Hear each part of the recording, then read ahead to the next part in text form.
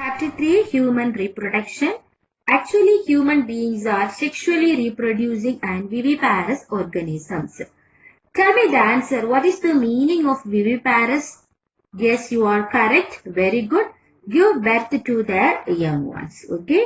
The following reproductive events are present in the human beings. They are formation of gametes, insemination, fertilization, implantation, gestation and parturition. Okay, already we learned. Okay, now we can see male reproductive system. Okay, the male reproductive system, where it is located? It is located in pelvis region. Okay, the male reproductive system includes four main parts. They are a pair of testes, accessory ducts, accessory glands and external genitalia. Okay, once again listen to me. A pair of testes, accessory ducts, accessory glands and genitalia. Okay. Now let us see one by one. First, the pair of testes. The testes are situated outside the abdominal cavity. Okay, where it is present? Outside the abdominal cavity.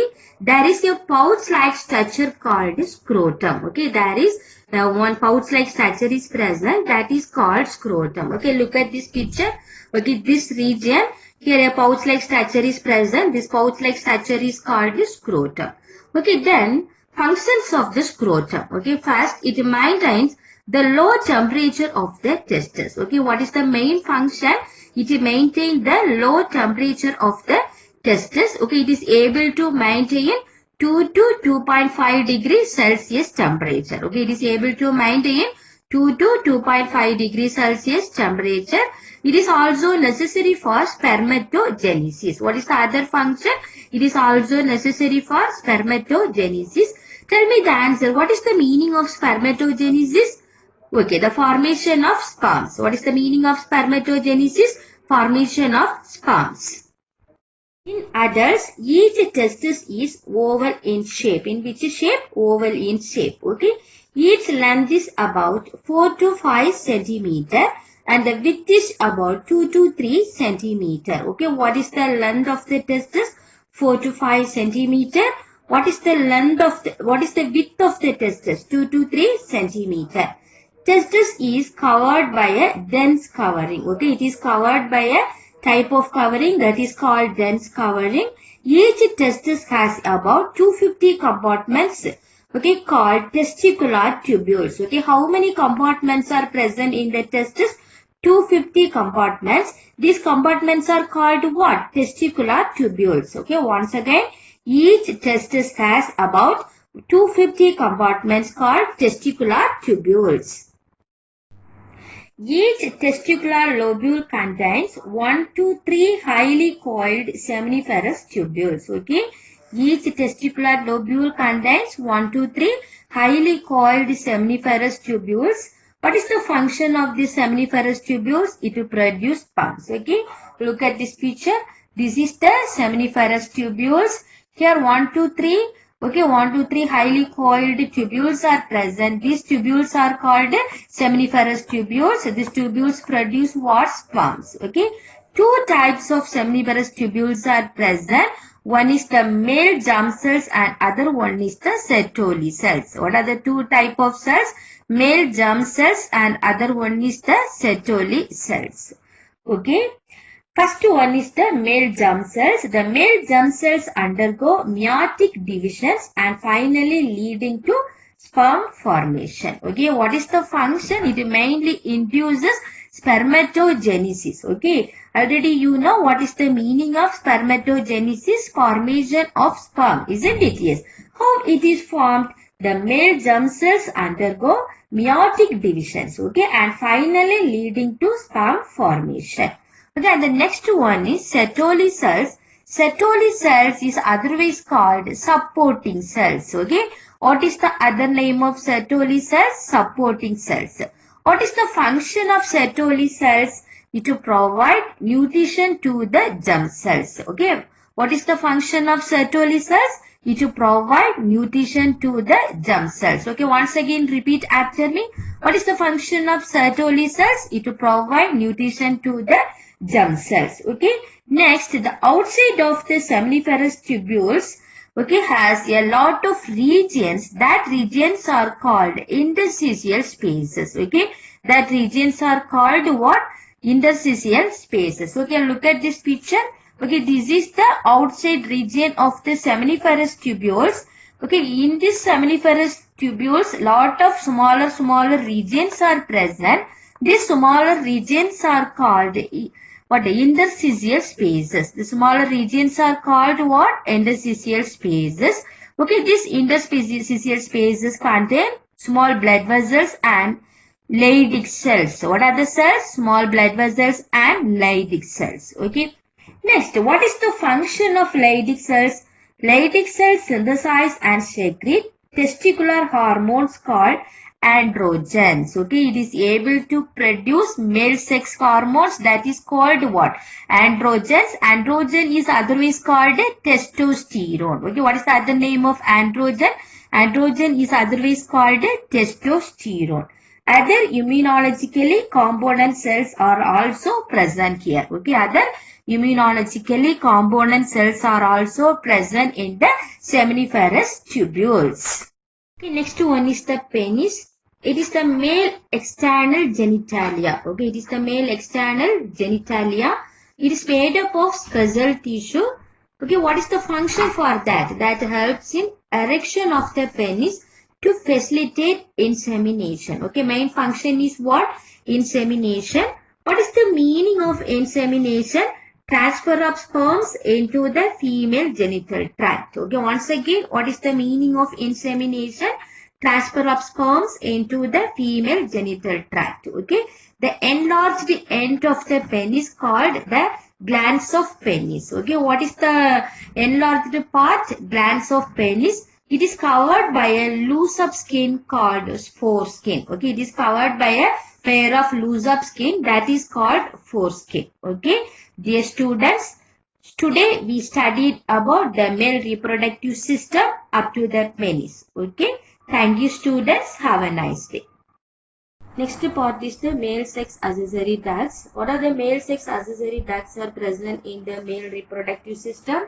Reed testis, vasa efferentia, epididymis and vas deferens. Okay, once again, reed testis, vasa efferentia, epididymis, vas deferens. Okay, actually already we studied the seminiferous tubules. The seminiferous tubules of the testis opens into the vasa efferentia through reed testis. Okay, actually the seminiferous tubules opens into the next part. Which part? Vasa efferentia. Okay, through which part? Reed testis. Okay, once again, the seminiferous tubules opens into the vasa efferentia through reed testis. Okay, and the next what will happen? Okay, the vasa efferentia leave the testis and opens into the epididymis. Okay, the vasa efferentia leave the testis and opens into the epididymis. Okay, next what will happen? Vasa efferentia leave the testis. Then it also opens into the next part that is called epididymis. Okay, where it is located? The epididymis located along the posterior surface of each testis. Okay, this is the testis. This is the anterior region. This is the posterior region. The posterior surface of the each testis, which one is present? Epididymis is present. Okay.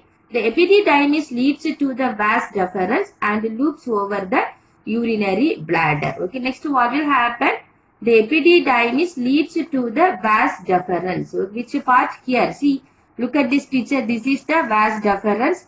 Okay. Here the epididymis is present. The epididymis leads to which part? Vas deferens. And loops over the urinary bladder. Okay, this is the urinary bladder.